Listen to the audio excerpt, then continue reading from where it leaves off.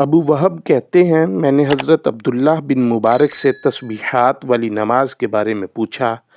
آپ نے فرمایا تکبیر کہہ کر سبحانک اللہم پڑھے، پھر 15 مرتبہ سبحان اللہ والحمد للہ ولا الہ الا اللہ واللہ اکبر کہے، پھر اعوذ باللہ کہے، بسم اللہ پڑھے، سورہ فاتحہ اور کوئی دوسری سورت پڑھے، پھر 10 مرتبہ تسبیحات سبحان اللہ والحمد للہ ولا الہ الا اللہ واللہ اکبر پڑھے۔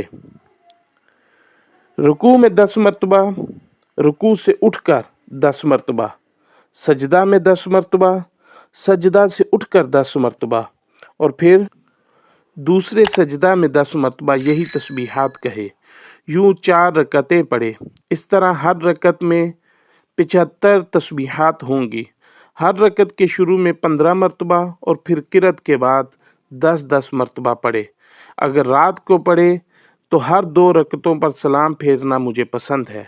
اگر دن کو پڑھے تو چاہے سلام پھیرے چاہے نہ پھیرے۔ ابو وہب فرماتے ہیں مجھے ابو رزمہ عبدالعزیز نے بتایا کہ عبداللہ بن مبارک نے فرمایا رکوع میں پہلے سبحان ربی العظیم کہے، سجدے میں پہلے سبحان ربی الاعلیٰ کہے، پھر تسبیحات پڑھے۔ ابو رزمہ عبدالعزیز فرماتے ہیں میں نے عبداللہ بن مبارک سے پوچھا اگر سہو ہو جائے تو کیا سجدہ سہو میں بھی 10 مرتبہ تسبیحات کہے؟ آپ نے فرمایا نہیں، یہ صرف 300 تسبیحات ہیں۔